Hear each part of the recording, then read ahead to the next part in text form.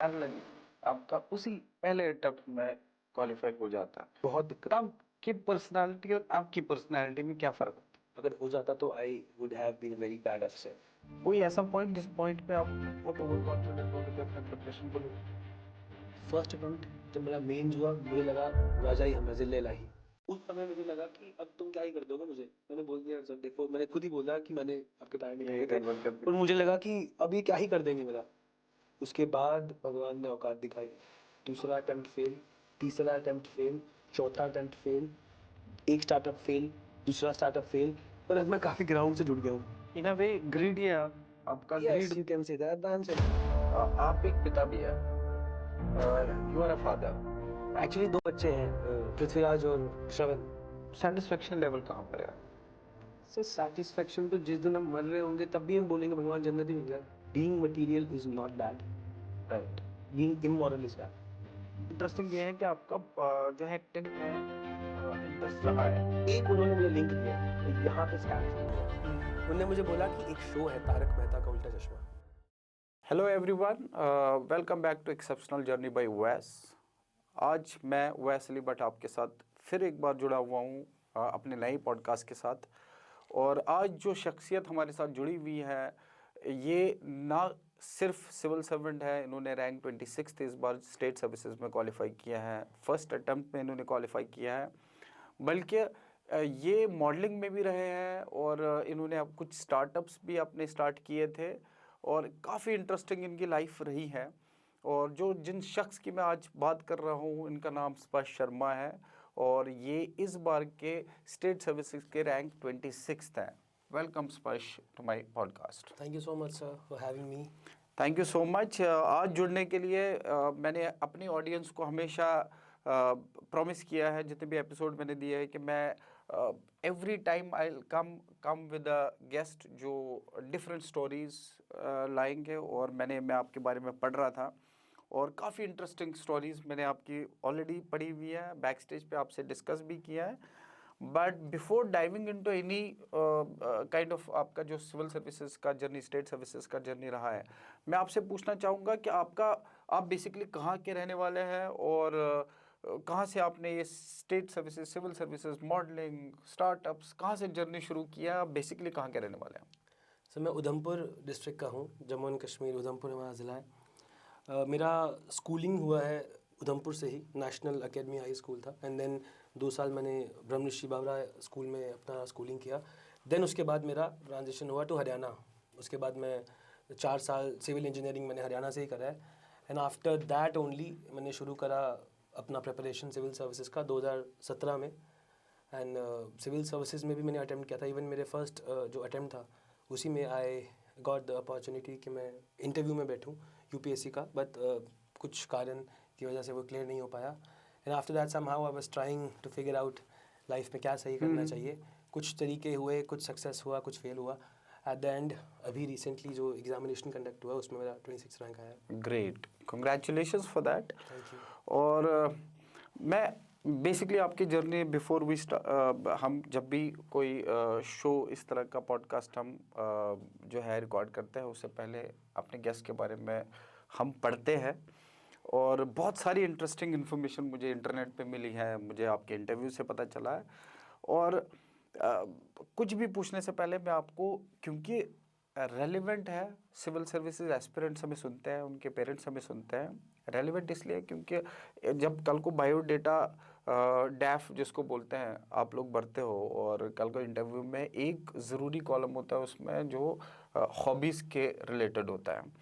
और मैं काफ़ी डिफरेंट हॉबीज़ आपकी देखी है मैंने। आई डोंट नो अगर मॉडलिंग आपकी हॉबी रही है या नहीं रही है, बट कार्डिस्ट्री आपकी एक जो है हॉबी रही है। और क्या कुछ इंटरेस्टिंग, मैंने तो पहली बार सुना है कार्डिस्ट्री कोई हॉबी हो सकती है। बहुत डिफरेंट तरीके से लोग भरते हैं और आपने कार्डिस्ट्री भरी है। क्या क्या हॉबीज़ आपकी रही है वो थोड़ा बताया हमें। कार्डिस्ट्री का मतलब सिंपल होता है मैनिपुलेशन ऑफ कार्ड्स, डिसीटफुल तरीके से जो व्यूअर है कुछ कार्ड्स को इस तरह तरीके से स्विफ्टली मैनिपुलेट किया जाए कि व्यूअर को डिसीट करो आप, कुछ अच्छे तरीके से अपीलिंग एक्ट्स परफॉर्म करो। एक्चुअली ये ऑफ लेट मैंने हॉबी अपनी डिस्कवर करी है। आई थिंक 1-2 साल ही हुए इसको। मैं बहुत जब फ्री था बहुत सब कुछ ही खराब हो रहा था। अमेरिकाज गॉट टैलेंट में शिन लिम करके एक आर्टिस्ट हैं, तो उनका जब पहली बार मैंने देखा कार्डिस्ट्री, वहाँ से मुझे लगा कि जस्ट डू इट। तो then I started doing it, and मैं बहुत प्रोफेशनल नहीं हूँ, but the thing is I love it, and even people जो इसको देखते हैं they also sometimes get mesmerised. Great. Sparsh, गुप्त सूत्रों से मुझे पता चला है कि आपका जो है कहीं ना कहीं इंटरेस्टिंग ये है कि आपका जो है एक्टिंग में इंटरेस्ट रहा है और आप किसी सॉन्ग में भी फीचर हुए हैं, उसके बारे में थोड़ा सा बताएं। एक्टिंग तो मुझे हमेशा से ही लगता था कि शायद बॉलीवुड में जाएंगे, बचपन में लगता था।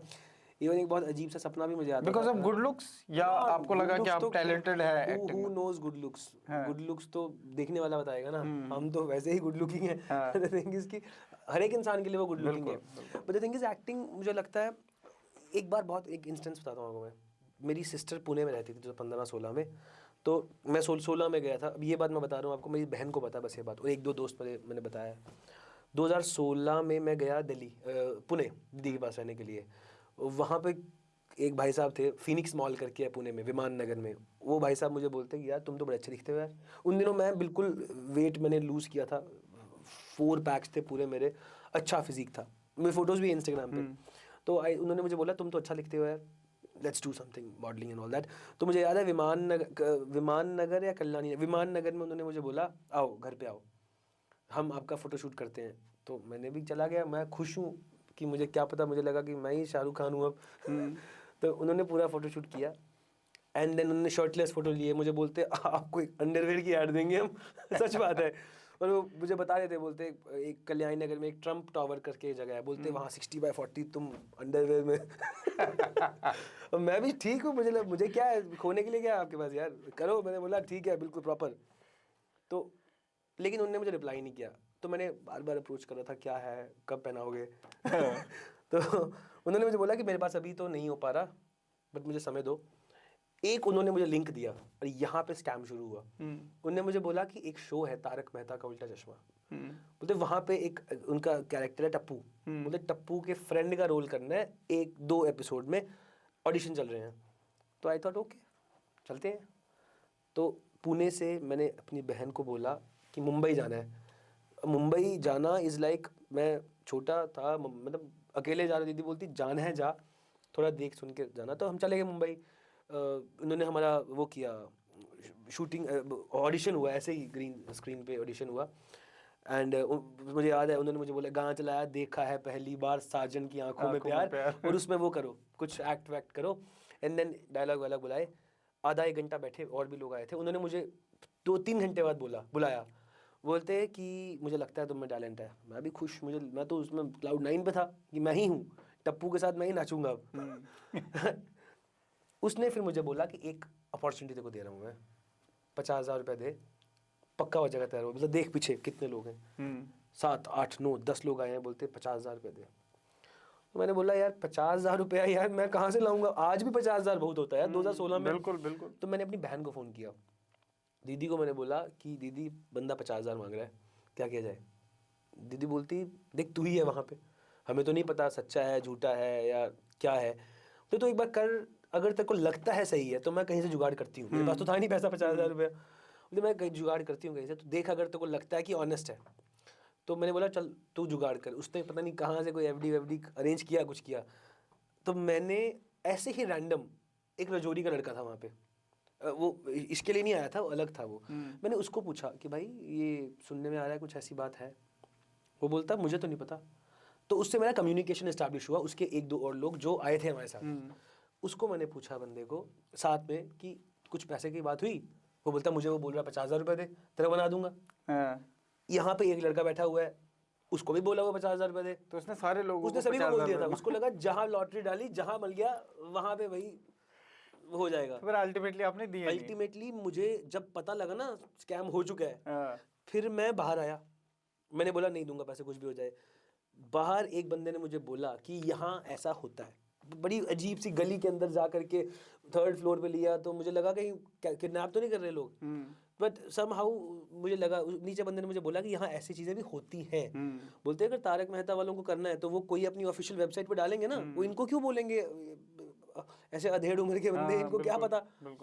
तो समहाउ मैं बाहर तो बाहर मेरा ख्याल है ये चीजें चलती होगी उस इंडस्ट्री में, शायद उस इंडस्ट्री में चलता है, और पक्का चलता है, क्योंकि उसके बाद मैंने शो देखा, वो 3-4-5 महीने तक कोई ऐसा एपिसोड नहीं था जैसा उसने हमें नरेट किया था कि तुम टप्पू के साथ डांस करोगे, साथ में सोनू भी आएगी, हम तो बबीता जी के चक्कर में थे क्या पता देख लेंगे।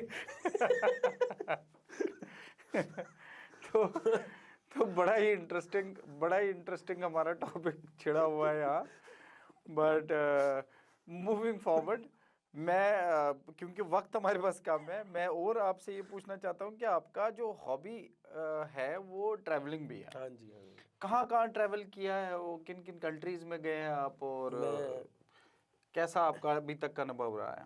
मैं इंडिया में भी ट्रैवल करा हूँ और बाहर भी करा है। इंडिया में मैं कश्मीर गया हूँ, दुनिया की सबसे खूबसूरत जगह है। हिमाचल प्रदेश तो ऑब्वियसली गए हैं, इतनी सही नहीं है। महाराष्ट्र गए हैं, दिल्ली में तो मैं रहा हूँ कितनी देर, तो वो तो एक हिसाब से कर्म भूमि है मेरी। अब्रॉड में दुबई गया हूँ 1-2-3 बार गया हूँ, मैं कजाकिस्तान गया हूँ, मैं सिंगापुर गया हूँ, मैं हांगकॉन्ग गया हूँ। तो ट्रैवलिंग, मुझे लगता है कि मेरा ट्रैवलिंग मुझे मज़ा आता है। इवन आज क्लास में एक लड़की है, वो मुझे बोलती कि sir I am going to London. मैं सुन के ही अच्छा लग गया, मैं बोला जाओ यार, तुम्हें पढ़ा दूंगा मैं। अरे नहीं, मैंने उनको बोला मैं पढ़ा दूंगा, टेंशन मत लो, जाओ तुम। मुझे लाइवली लगता है कोई, और एक्चुअली मैं स्पेसिफिकली पैसे रखता हूँ घूमने के लिए। मतलब जनरली क्या होता है कि लोग बोलते हैं कि नहीं, मतलब घूमना महंगा हो जाएगा। अब मेरी ये एक्चुअल हॉबी है। एक तो है ना कि जस्ट पैसे बचे, तो मैं पैसे बचाता हूँ इसके लिए कि मुझे घूमना है, कि आप ट्रैवल कर सको। इसके पहले ही शादी वादी हो जाए फिर महंगा हो जाएगा सीन। आपका जो ये जर्नी रहा है बचपन से आपने सोचा था कि आपको सिविल सर्वेंट ही बनना है, या क्या रहा बचपन, कैसा स्टार्ट हुआ है आपका, और फिर ये होते होते कब आपके माइंड में आया कि आपको सिविल सर्विसेज में जाना चाहिए? आई थिंक बचपन में तो पता ही नहीं था सिविल सर्विसेज क्या होता है। बचपन में मुझे नहीं लगता था कि कुछ आइडिया है, जो भी अच्छा लगा, जैसे कभी कोई डॉक्टर सामने आ गया, हमको लगता था चलो डॉक्टर बन जाएंगे। कोई आर्मी, मेरे भैया एक आर्मी में थे, तो मैं उनको पूछता था बताओ मैं भी फौजी बनूंगा। बट ऑफ लेट मेरे फादर के साथ मैं जाता था उनके ऑफिस में, पंचेरी करके एक गांव है, पापा का ऑफिस वहाँ था। तो when I used to go there, तो जस्ट बिकॉज मुझे लगता था ये ऑफिस अच्छा है, वीडियो ऑफिस था वो, तो वहाँ से मैंने रिलेट करना शुरू किया कि क्यों ना मैं भी, क्योंकि eventually we see our parents, और किसी को नहीं देखेंगे, तो मैं उसी ऑफिस में जाता था। तो वहाँ से शायद मुझे लगता है कि मैं इस जर्नी में आया। वो इंस्पिरेशन आपको वहाँ से मिली है? It can be said, although it is not the only reason, because मैं भी खुद को फिगर आउट नहीं कर पाया हूँ कि कब मेरा मन कर गया। बहुत वोलाटाइल सा रहा है। 12th के बाद तो कोई आइडिया भी नहीं था कि कभी सिविल सर्विसेज। बिल्कुल। बट आपका ये जो life roller coaster is the right word for this, कि जो आपका जर्नी रहा है, उस जर्नी में, क्योंकि हम जब बात कर रहे थे तो बचपन किस तरह आपने, कौन कौन सी आदतें आप में थी, किस तरह बीच में आपको एक मेंटोरशिप काइंड ऑफ, क्योंकि गॉड गिफ्टेड ऐसी चीज़ें होती है कि कोई इंसान आपके लाइफ में आए और वो इंसान पॉजिटिविटी की तरफ आपको लेके जाए। कुछ इंसिडेंट्स आपने शेयर किया, जैसे आपने कोई पब्लिक सर्विसेज ऑफिस का ताला लगा दिया कभी, आप बैटिंग में, मुझे सुनने को मिला कि आप बैटिंग भी करते थे, तो ये कुछ इंसिडेंट्स आप बताएं हमें। एक्चुअली बचपन हमारा बहुत नॉर्मल था, लाइक किसी भी एक मिडिल क्लास बच्चे का होता है। जो आपने पब्लिक सर्विसेज का बताया, एक्चुअली द थिंग इज, कभी लड़ाई वड़ाई तो नहीं करते थे हम, बट कहते हैं ना कि बच्चों का ईगो बहुत फ्रेजाइल होता है। मेल ईगो तो बहुत फ्रेजाइल है, बच्चों का ईगो उससे भी ज़्यादा फ्रेजाइल है। मेरा एक फ्रेंड है मानिक करके, तो हम एक बार, let me not take the name of that office, एक ऑफिस था, वहाँ के सुपरिटेंडेंट ने हमें मारा था जस्ट बिकॉज हम उनके ऑफिस से होकर के बाज़ार की ओर जा रहे थे। तो बहुत हमको लगा कि कैसे आप मार सकते हो हमको।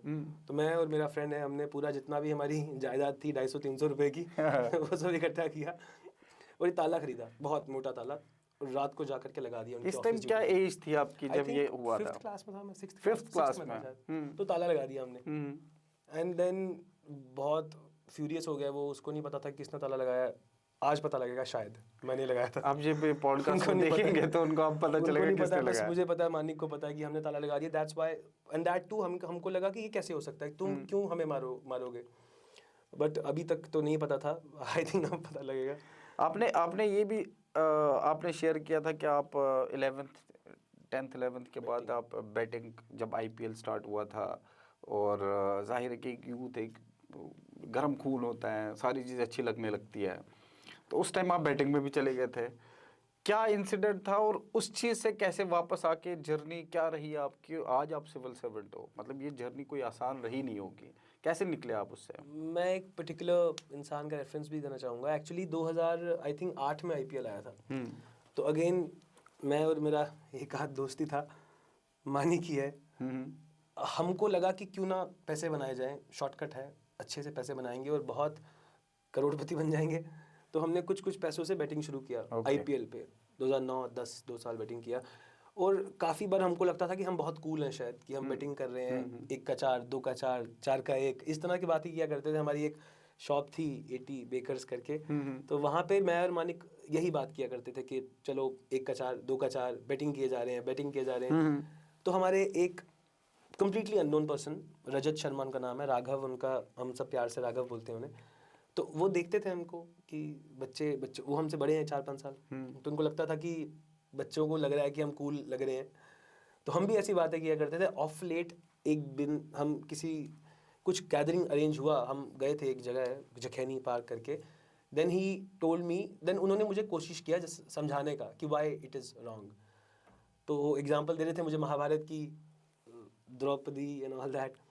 सो समहाउ मुझे इनिशियली लगा कि नहीं, ये तो खुद नहीं करते तो मुझे भी नहीं करने दे रहे हैं, तो ये चाह रहे हैं कि मैं भी अमीर ना बनूं। तो ऑफ लेट बट समहाउ मुझे लगा उस दिन कि उन्होंने, he was quite successful in convincing मी। वो पहला दिन था जब मैंने उनसे इतनी बात करी। मैं तो जानता भी नहीं था उनको, मुझे बस ये पता था कि he is a rich man, एक R15 होती थी उनकी। अच्छा। तो हम जस्ट इसीलिए उनको सुन रहे हैं, हमें लगा कोई अमीर आदमी सुना रहा है, क्या बात, अच्छा सुनाएगा। तो वो उन्होंने सुनाया, कम समहाउ 1-1.5 घंटे में उन्होंने कन्विंस कर दिया कि बोलते नहीं करना बैटिंग। तो मैंने फ़ोन किया मानिक को, मैंने बोला मानिक कुछ नया सुनने में आया, आ जा तू। तो वो भी आ गया। तो मैंने उसको कोशिश करा कि ऐसी ऐसी बात हो रही है। समहाउ आर्ग्यूमेंट्स इतने कन्विंसिंग थे कि तुम किसके पैसे कमा रहे हो, पापा के पैसे हैं ना, तो पापा के चोरी करते हैं क्या? तो मैंने बोला चोरी तो नहीं करते। बोलते इसका मतलब पापा तुम्हारे पक्का बहुत चोरी ही करते होंगे, तभी तुम पैसे वेस्ट कर रहे हो। देन मानिक को भी मैंने कुछ इस तरह के आर्ग्यूमेंट्स किए, एंड इवेंचुअली उस दिन इतना हमारा हृदय परिवर्तन हुआ। मैंने और मानिक ने बोला, हमारे पास आई थिंक उस दिन 3500 रुपये के करीब था, जो था 3000 के करीब था, 4500 आई गेस, इतना कुछ पैसा था जो हमारा बैटिंग से बना था, एंड 2011 में, और हम कितना ही लगाते हैं। उस दिन मैंने मानिक ने बोला लेट्स मेक अ डिसीजन, ये पैसा घर नहीं लेके जाएंगे आज। रात को हम गए एक सिटी लाइट करके, एक सिटी प्लाजा करके एक रेस्टोरेंट था, वहाँ जाते थे हम चिकन खाने कभी कभी, अदरवाइज ऑल्सो। तो हम गए वहाँ पे, तो we consume chicken and all that. जितना पैसा लगा 1500 रुपये ही लगा, 10,000-1500 लगा, बच गया 3000 के आसपास। तो हमने बोला कि यार पैसे घर तो लेके जाएंगे नहीं, क्या पता कल को कहीं पैसे निकल जाएं। तो राघव भैया हमें बोल रहे थे कि क्या पता तुम बीमार हो जाओ, 3 गुने पैसे निकल जाएं इससे। तो वी सेड नहीं, पैसे लेकर नहीं जाएंगे। वहाँ पे एक उनका वेटर था, I still remember the name, Mona. Mona male था वो। तो हमने मोना को बोला टेक द मनी। 3000 था आई थिंक, 2500-3000 था, मुझे याद नहीं। टेक द मनी, हम ये घर नहीं लेके जा सकते। और वो सब पैसा हमने उसको दे दिया। वो दिन और आज का दिन हमने बैटिंग को हाथ नहीं लगाया, ना मैंने और ना मानिक ने। और यही दिन था जब राघव भैया मेरी लाइफ में आए, and he is very important part. But then you said, ये जो आपके लाइफ में एक गाइड के तौर पर आए, एक गाइडिंग लाइट आई राघव के नाम से, आपने बोला कि later in your life, later stage पे उन्होंने आपको कन्विंस किया कि आपको यूपीएससी स्टेट सर्विसेज में भी एग्ज़ाम देना चाहिए। कैसे उन्होंने कन्विंस किया? मतलब मेरा ख्याल है कि ये तो एक ऊपर वाले की तरफ से एक भेजा हुआ फरिश्ता है। हाँ बिल्कुल, जिन्होंने आपको डार्कनेस से निकाला और एक लाइट की तरफ आपको जाने दिया। वो भी आप बोल रहे हैं कि बिल्कुल अननोन थे। बिल्कुल ऐसे unknown। लोग भी कम मिलते हैं, और आप जिस तरह उनके बारे में बात कर रहे थे, कदर भी बहुत है आपको। बट क्या कुछ किया उन्होंने और कैसे उन्होंने पहुंचाया आपको कि भाई दो आप स्टेट सर्विसेज या सिविल सर्विसेज एग्ज़ाम दो आप? एक्चुअली वो खुद एक एस्पिरेंट रह चुके हैं, इंटरव्यू दे चुके हैं, 2 बार दे चुके हैं आई गेस। सो उन्होंने, वो मुझे बताते थे 2015 में 16 में कि, क्योंकि मेरा ऑफ लेट उनसे बहुत अच्छा बॉन्ड बनना शुरू हो गया जब बैटिंग का इंसिडेंस हुआ। उसके बाद उनने और भी कुछ ऐसी बुरी आदतें थी हमारी जो छुड़वा दी। Let me not refer to it, but some time the thing is that उनकी वजह से बॉन्ड अच्छा बना। And then he was a person, वो मुझे बोलते थे कि ये होगा वो होगा, the benefits of the service, the perils of the service, the perks of the service, और उनको देखता था मैं, मुझे लगता था शायद अच्छा ही बोल रहे हैं। तो उनके कहने पे इवेंचुअली मैं गया पहली बार दिल्ली। आई थॉट कि लेट्स मेक इट। तो इंटरव्यू जब मैं फर्स्ट अटेम्प्ट हुआ, फेल हुआ, तो उसके बाद भी वो बोलते कोई बात नहीं, ज़िंदगी तो नहीं ख़त्म हुई। और यहाँ पे आकर के मैं KAS का देता ही नहीं था, स्टेट सर्विसेज में देता ही नहीं था। आई वॉज वेरी क्लियर कि इधर IAS और आई will B an entrepreneur. Okay. तो उन्होंने मुझे बोला कि तुम्हारा नुकसान क्या है देने में, तो दे दो, छोड़ देना नौकरी, मत जाना। तो मेरे एक चाचा जी भी थे, वो भी मुझे बोलते थे कि you should go for civil service, state service.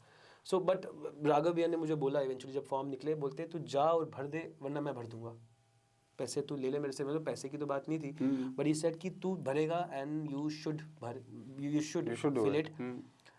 मैंने उनके कहने पे, जस्ट उनके कहने पे फिल कर दिया फॉर्म। मेरा कोई जीरो इंटेंशन था towards, zero inclination towards the services.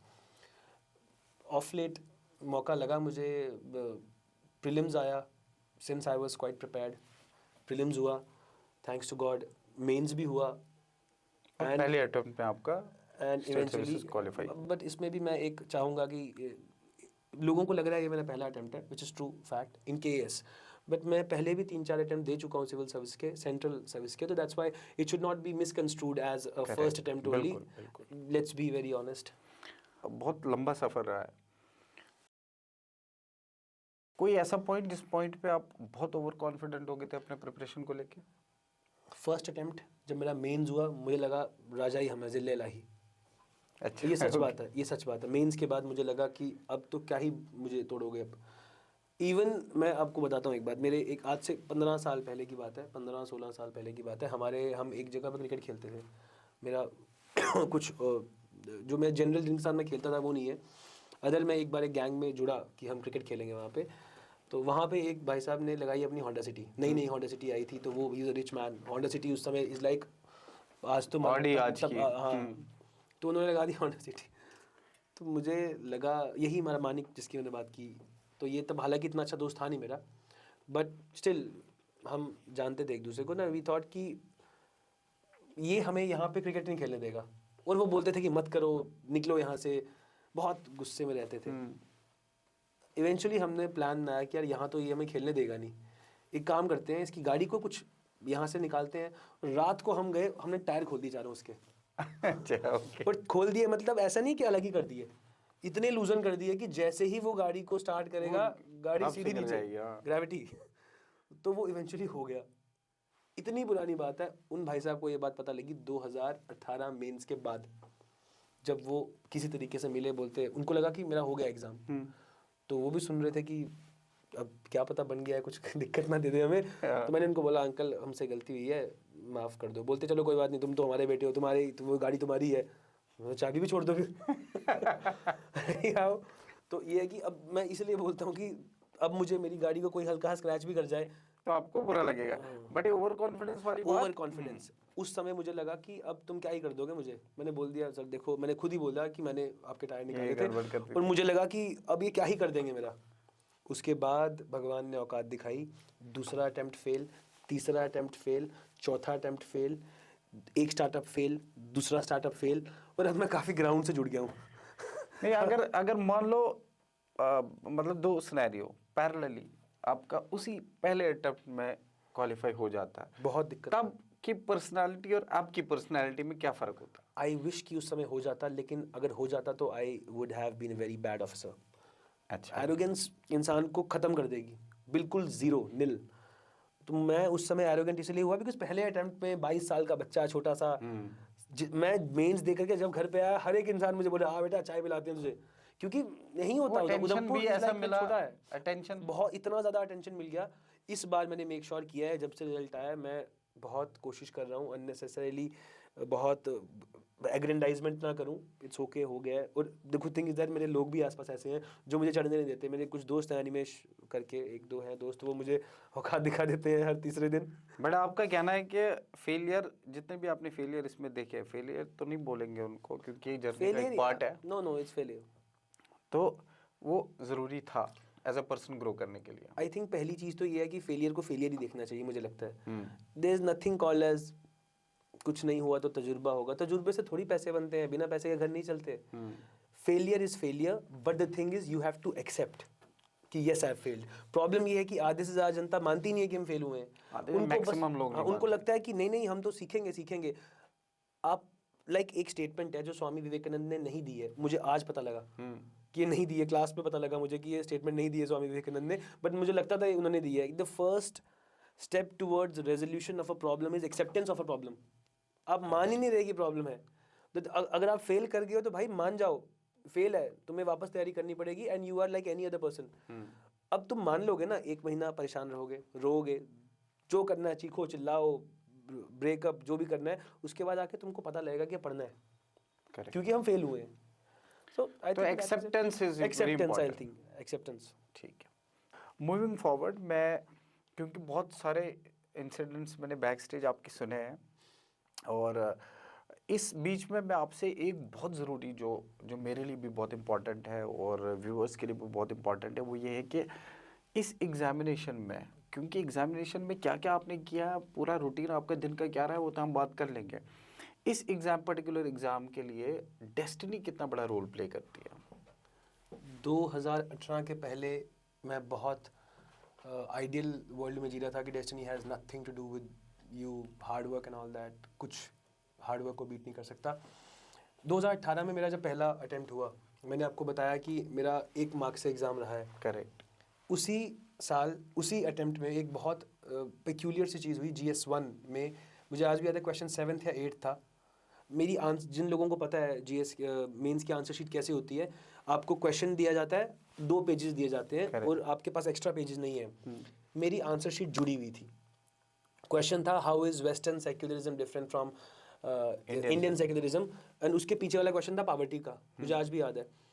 जब मेरा हो गया पूरा 3 घंटा बीत गया, एंड आफ्टर दैट मुझे लगा कि मेरे 19 ही क्वेश्चन हुए हैं, 20 क्वेश्चन होते हैं। तो मैंने, इन्विजिलेटर ने बोला टाइम इज़ ओवर, तो मैं गिन रहा हूँ, तो मैंने इन्विजिलेटर को बोला सर मेरे में 19 ही क्वेश्चन है। नहीं सेट, ऐसा तो नहीं हो सकता। देन हमने देखा कि आंसर शीट एक जुड़ी हुई थी। तो उसको मैंने बोला कि सर देखो मेरी तो कोई गलती है नहीं, अब ये चिपकी हुई है बिल्कुल। तो हमने स्केल से थोड़ा सा इसको ऐसे किया, एंड ही टोल्ड मी चलो अब तुम्हारी भी गलती नहीं है, मैं तुमको 2 या 3 मिनट देता हूँ, कुछ लिखना लिख दो। तो मैंने भी लिखना शुरू किया, सर्वधर्म समभाव जो भी था। इतने में पीछे से जो एस्पिरेंट थे वो आए, बोलते, हरियाणवी था वो, बोलता मने भी चाहिए टाइम। अच्छा। तो मैंने बोला कि प्लीज़, मैंने रिक्वेस्ट किया उनको, प्लीज़ मेरा कोई गलती, उनको नहीं पता था कि मेरा ऐसा कुछ सिनारियो हुआ है। उन्होंने जस्ट मेरे को बोला कि तुम्हें भी मिल रहा है, मुझे भी चाहिए। उनको देख करके एक लेडी थी, वो भी बोलती मुझे भी चाहिए। एंड देन इन्विजिलेटर मुझे बोलता देखो तुम्हें देंगे तो एक्चुअली सबको देना द पड़ेगा। Good thing is that he was very humble. उसने मुझे सॉरी बोला, बोलता सॉरी। तो जैसे ही मैं कर ही नहीं पाया वो, तो एक क्वेश्चन जो था, एक्चुअली 2 क्वेश्चन खराब हुए मेरे, तो अंदाजन 10 से 15 मार्क्स मेरे गए, और दोनों क्वेश्चन बहुत ईजी थे। और मैंने बाहर निकलते ही अपनी सिस्टर को फ़ोन किया, मैंने बोला दीदी यार मुझे लग रहा है कि इसकी वजह से खेल ना हो जाए। इवेंचुअली वही हुआ, 1 मार्क से पेपर रहा, और मेरे 2 क्वेश्चन खराब हुए, लाइक 5 अप्रॉक्सीमेटली 10 से 15 मार्क्स मेरे गए, जस्ट बिकॉज आंसर शीट जुड़ी रहे 1 नंबर से, 1 नंबर से रहा। एंड फिर मुझे लगा कि शायद हम जितना मर्जी बोल लें, मैंने पहले अटेम्प्ट पे जितनी तैयारी करी है, मुझे लगता ही नहीं है कि इस दुनिया में मैंने उस चीज़ के लिए उससे ज़्यादा मेहनत कभी करी है।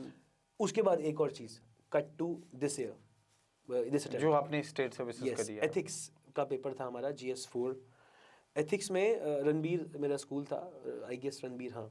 इसके बाहर हम पार्किंग में, मैं खड़ा हूँ गाड़ी में, एक छोटी बच्ची आई, एस्पिरेंट थी वो भी, मेंस लिख रही थी। उसने मुझे बोला भैया मैं आपकी गाड़ी में सामान रख दूँ, बुक्स अपनी, फ़ोन। तो मैंने बोला रख दो। अरिहंत की एक बुक थी उस पर, PYQs एथिक्स के, केस स्टडीज़ के। मैंने जस्ट बुक उठाई and randomly I started scrolling कि क्या है, 1-2-3 केस स्टडीज़ देखी एंड आई वेंट कि मुझे भी जाना है इवेंचुअली। 1-2-3 केस स्टडीज़ देखी, रखा, और मैं चला गया क्लास में। मैं क्लास में गया, एथिक्स का पेपर सॉल्व कर रहा हूँ। स्टार्ट में केस स्टडी से करता हूँ जनरली। जब मैंने देखा केस स्टडी, 3 केस स्टडी पूछी हुई है रेप्लिका, रमेश का सुरेश नहीं किया उन्होंने, exact replica. And I was like कि मुझे लगा कि शायद भगवान चाहते हैं कि इस बार मैं निकल ही जाऊँ, सिलेक्शन हो जाए। 1-2 केस स्टडीज तो ऐसी थी जो मुझे लगा कॉपी पेस्ट किया है इन्होंने। एंड मैं 1 सेकंड के लिए मैं शॉक में हो गया कि यार भगवान ने क्या करवा दिया है। और मैं स्माइल कर रहा हूँ, आसपास के 2-3 बच्चे मुझे देखने की क्या पागल मुझे हो गए लगता है क्या? कि एक कनेक्ट था कि जब आपने यूपीएससी का एग्जाम दिया और उसमें जो चिपका हुआ था उसको कंपनसेट हुआ, फिर बाद में अरिहंत की बुक से एग्जैक्टली आपको इवेंचुअली। इवन एक और इंस्टांस है सिमिलर, जब मुझे लगता है डेस्टिनी कभी करती है। मेरा आई थिंक 4th अटेम्प्ट था, तो प्रीलिम्स था मेरा, सी सैट थर्ड अटेम्प्ट में मैं फेल हुआ था, तो मैं सी सैट को लेकर के बहुत सीरियस था। जीएस मेरा हुआ कंप्लीट, सी सैट देने में गया, 2 घंटे का टाइम होता है आपको पता है। तो आई थिंक 2:30 के आसपास 2 मिनट लेट हो गया था, हमें आंसर शीट नहीं मिली थी, और जो हमारी इन्विजिलेटर मैडम थी वो पकोड़े खा रही थी। अच्छा। तो मैंने उनको बोला मैम प्लीज़, और मैं बड़ा फ्यूरियस था, मुझे लगा, और एक्चुअली ये बात भी है कि कभी हमें काम नहीं अपना लूज़ करना चाहिए। मैं बहुत फ्यूरियस था। I said ma'am C SAT में मैं ऑलरेडी इतना डर है मुझे, मैं फेल हो जाऊंगा सी सैट में, मैम प्लीज़ आंसर शीट दे दो, कुछ प्लीज़ जल्दी कर दो। एंड वो थोड़ा अपनी स्पीड से उन्होंने दिया, और आई थिंक 2 मिनट लेट हो गया। मैं भी भूल गया, सब भूल के लिख रहा हूँ। लास्ट में जब ख़त्म होना था पेपर, उसके 5 मिनट पहले एक इन्विजिलेटर भाई साहब आते हैं, डायरेक्टली वो मेरे पास आए एंड उन्होंने मुझे बोला देयर इज़ अ प्रॉब्लम। मैंने बोला क्या प्रॉब्लम बताइए। ही केम टू मी, बोलते कि चेकिंग होगा तुम्हारा। मैंने बोला सर प्लीज़ 5 मिनट दो, सी सैट का पेपर है। एंड मैंने रिक्वेस्ट किया कि मैं फेल हो सकता हूँ, सी सैट पेपर है। देन ही टोल्ड मी दिखाओ, चेकिंग वेकिंग किया। जैसे ये कार है, उस समय मेरे पास क्रेटा गाड़ी थी, चाबी नहीं था उसमें, ऑटोमेटिक कुछ गाड़ी, उन्होंने मुझे बोला चाबी दिखाई, उन्होंने मुझे बोला ये चाबी जो है इसमें प्रॉब्लम है, तो तुम्हें ये अलाउड नहीं है, चाबी क्यों लाया तुमने अंदर। तो मैंने बोला सर मैं इकलौता थोड़ी हूँ, बाकी सारे आसपास मैंने देखा, मैंने बोला दिखाओ भाई कोई है, वो सारे स्कूटी वाले हैं। मैं बोला यार सभी गरीब, कोई है गाड़ी वाला इंसान, गाड़ी वाला है, कोई स्कूटी वाला है, कोई साइकिल वाला है, हाँ भाई कोई अगर है गाड़ी शाड़ी वाला। तो वो बहुत दूर थे, बट स्टिल मेरा नहीं चला उस पर। एंड इवेंचुअली उन्होंने मुझे गाड़ी की चाबी ली। अंदाजन 3-3.5 मिनट वेस्ट किए, सिर्फ मेरे पास आए। I knew there was an agenda. वो लेडी जो थी मैडम, वो बहुत मेरे से इन्फ्यूरिएटेड थी, क्योंकि उनको लगा कि मैंने इनिशियली आपने क्यों बोला, बोल दिया है। एंड जैसे ही मैं बाहर आया, मुझे लगा कि कहीं मैं फेल ना हो जाऊँ फिर से। सी सैट मेरा बहुत मुझे डराता है। एंड इवेंचुअली बाहर आकर के एक जर्नलिस्ट भी आए थे वहाँ पे। मैं जर्नलिस्ट को भी बोला कि आप ये देख रहे हो डार्क सर्कल्स, मैंने नशा नहीं किया हुआ है, ये डार्क सर्कल्स पढ़ के हुए हैं, एंड आप लोग टीचर्स ऐसे ही कैसे कर सकते हैं। But you know that serve no purpose. And eventually उसमें भी मेरा सी सैट फेल हो गया। And I think C SAT, the good thing is that 65 point something marks है मेरे सी सैट में, 65 पॉइंट समथिंग है सी सैट में, 67 में पास होता है। 1.5 मार्क्स से मेरा सी सैट रह गया। अगर उन भाई साहब ने मुझे लिखने दिया होता तो शायद मैं 1 या आधा क्वेश्चन और लिख देता, पास हो जाता मैं, इतना है मेरा पास होता। एंड मेंस मेरा हमेशा से 40 एरिया रहा है। आई थिंक शायद डेस्टिनी हैज इट्स ओन शायद। आपने ये जर्नी, मतलब मैंने भी अब बहुत टाइम से मैं सिविल सर्विसेज, स्टेट सर्विसेज की तैयारी बच्चों को कराता हूँ, लगातार बच्चों से मिलता रहता हूँ, और बहुत बार मैंने ऐसा देखा, टूटते हुए देखा है बच्चों को, कि आपने एक अटेम्प्ट दिया, क्वालिफाई, आप 100% श्योर होते हो कि आप ये क्वालिफाई करोगे, मेंस के लिए बहुत अच्छी प्रिपरेशन होती है, देन समहाउ उस दिन वो दिन आपके लिए क्लिक नहीं करता और आप प्री नहीं क्वालिफाई करते हो। सेकंड टाइम भी ऐसा होता है। और इस तरह जब इंसान प्री नहीं क्वालिफाई करता, मेंस के लिए बेशक वो तैयार हो, लेकिन उस स्टेज तक ही नहीं पहुंचता, उस चीज़ के लिए, मतलब उस टाइम के लिए एक जिगरे की ज़रूरत होती है, एक बहुत ही स्ट्रॉन्ग डिटर्मिनेशन की ज़रूरत होती है, बहुत स्ट्रॉन्ग विल पावर, स्ट्रॉन्ग रहने की ज़रूरत होती है। क्योंकि आपने 3-4 अटैम्प्ट्स दिए हैं, और आई एम श्योर क्योंकि आप इंटरव्यू तक गए हो और बहुत सिंसियरली आपने अटैम्प्ट्स भी दिए हैं। जब भी आपका प्री में क्वालिफाई नहीं हुआ, उस पॉइंट ऑफ टाइम को आपने डील कैसे किया और मूव फॉरवर्ड कैसे किया वहाँ से? मैं ये तो नहीं बोलूँगा कि बहुत ग्रेट डिटर्मिनेशन है मेरे में। इट्स लाइक एक दो मेरे, I have got good people in life. मुझे लगता है मेरा राघव भैया, मेरा एक फ्रेंड है Pavan, he has been a guiding light. मेरी एक फ्रेंड है उत्तर प्रदेश से, देन मेरा एक छोटा भाई है Prajwal, he is been a great help. These all people have actually helped me. मुझे लगता है कि मेरा पहला, जब मेरा रिजल्ट आया, मार्क्स आए फर्स्ट अटैम्प्ट के, 978 पे कट ऑफ बंद हुआ कंसोलिडेशन के बाद, 977 मेरा मार्क्स था। बहुत दुखी था मैं, बट रोया नहीं उस दिन मैं। थर्ड अटैम्प्ट मेरा था, मेरा सी सैट फेल हो गया और जीएस में मेरे बहुत अच्छे मार्क्स आ गए। उस दिन मैं एक्चुअली रोया ही नहीं हूँ। मेरे पापा साथ बैठे थे, मम्मा साथ बैठे थे, वो मुझे देख के रोए जा रहे हैं। इट्स लाइक कोई मर गया है, इतना रोया मैं, बिकॉज मैं नहीं उम्मीद कर रहा था सी सैट फेल हो जाएगा। फोर्थ, उसके बाद फिर सी सैट फेल हो गया मेरा एक बार, दूसरी बार भी। सो आई थिंक बहुत परेशानी थी वो, but at the end of the day आपके पास है क्या और क्या कर सकते हो आप। फेल हुआ ठीक है, रोए, 1 महीना रो, 2 महीना रो, रोना भी इट्स ओके, ना इट्स ना like that's okay. Expression Yes, of an yes, emotion, yes. रो कोई दिक्कत नहीं है, बट उसके बाद क्या, पूरी जिंदगी थोड़ी रोना है।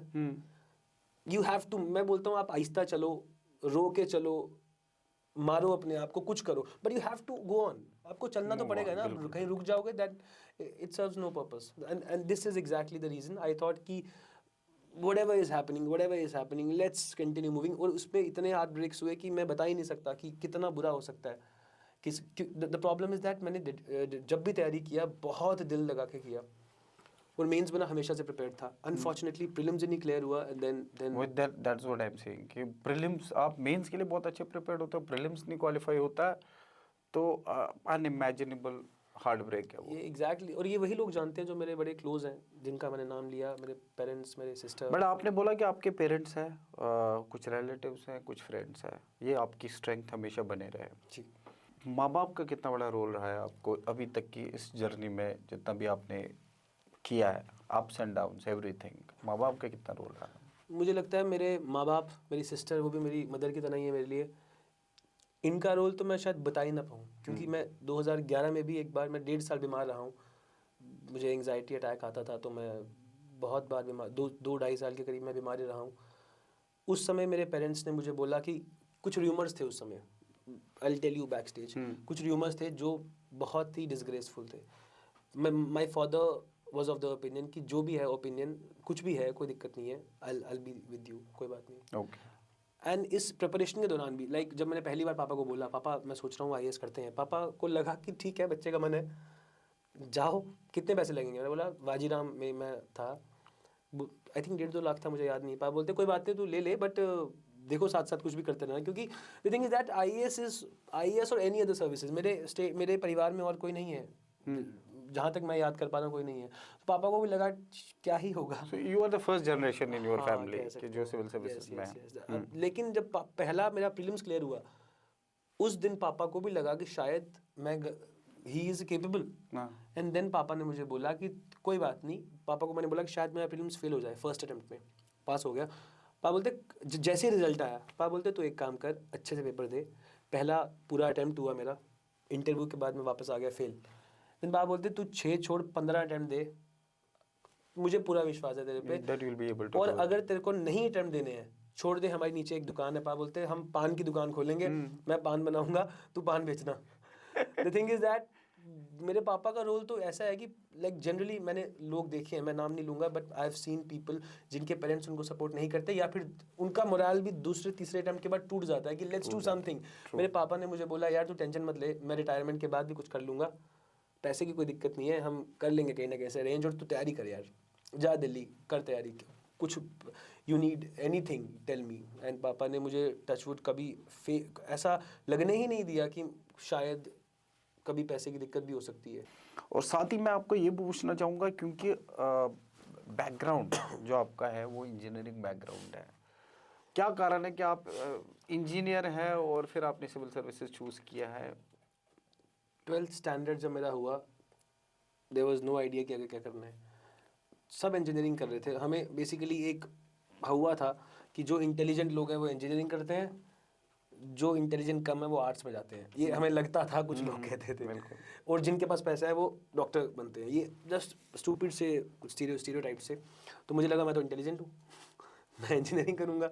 एंड किसी तरीके से कोई कॉलेज देखा जहाँ पे मिल जाए एडमिशन, तो मेरा एक बहुत ही नॉर्मल सा, नॉर्मल भी नहीं कहूँगा, बहुत ही नॉर्मल से भी कम कॉलेज था, तो HCTM करके है, अब तो बंद हो गया है, हरियाणा कॉलेज टेक्नोलॉजी। कॉलेज ही बंद हो गया? मेरा लास्ट बैच था। Okay. The thing is that, see, if you are not from IIT, you can also clear the examination. Right, The thing is that कुछ IITs और IIMs की वजह से एक ना स्टोरी अटैच हो गई कि if you are from IIT only then you will be able to make it. मेरा कॉलेज बहुत ही रद्दी घटिया कॉलेज था, एक नॉर्मल कॉलेज था, बट ये है कि फन तो था, but the thing is that वो कॉलेज को बहुत अच्छा नहीं था कि कोई एंट्रेंस चाहिए उसके लिए। 3-4 साल हमने उस कॉलेज में बिताए विदाउट एनी आइडिया कि क्या करना है। एंड सिंस कॉलेज में भी एडमिशन आना बंद हो गए, तो कॉलेज ही बंद हो गया। तो मेरा 2017 में मैं पास आउट हुआ, आई थिंक 17 का लास्ट बैच था उनका। अब तो जंगल हो गया वो कॉलेज, आप देख सकते हो गूगल मैप्स पे दिखता है वो जंगल ही है प्रॉपर। अच्छा। तो यस इट 2015 के आसपास 16 के आसपास आई गेस मैंने सोचा कि let's start reading NCERT. Raghav भैया फिर मेरी लाइफ में आए, उन्होंने बोला कि तू क्या ज़िंदगी बर्बाद कर रहा है, you should do something gainful, something very productive, something very good. That's why then only I was not a bad student in class. I was not a great student in class. Average था, अच्छे थे, मतलब अच्छे थे। तो but मुझे लगता था कि इन्होंने मुझे बोला कि इससे कुछ नहीं होगा ना, you have to do something actually good, actually gainful, productive. And then I believe this is the first time in this my preparation जब मैंने सच में पढ़ाई करी है, और ऐसी पढ़ाई करी है, दिल से पढ़ाई करी। जेके बोर्ड में तो हम पढ़ाई करते थे रटने के लिए, रट के पेपर जस्ट निकालना है। यहाँ पे होता ही नहीं रटने से, वी ऑल नो दैट। सो पहली बार लाइफ में मैंने पढ़ाई करी है, तो वो इस एग्जामिनेशन में करी है। आपका दिन कैसा रहता था, जो आपका प्रिपरेशन डेज पीक पे रहे, शुरुआत कैसे करते थे और आखिर दिन का ख़त्म कैसे करते थे? दिन शुरुआत होता था पढ़ने के साथ। At what time? I think मैं रात को पढ़ता हूँ। मैं सुबह तो आई थिंक 11-1-2 बजे बज जाते थे। रात को पूरी रात पढ़ता हूँ, 5-6 बजे तक, मेरे सुबह 5-6 बजे तक। बीच में 2 घंटा, जब मैं दिल्ली में था तो मेरा जिम छूट गया था। जब मैं दिल्ली गया जिम छूट गया। आई थॉट कि only this is also problem, we should not दिल नहीं लगाना चाहिए इस प्रिपरेशन के साथ, फिर हार्ट ब्रेक होगा। सो दिल्ली में जाकर के मैंने सब छोड़ दिया अपना। इतना अच्छा फिजिक था, सब अवॉइड, फैट आ गया बहुत ज़्यादा।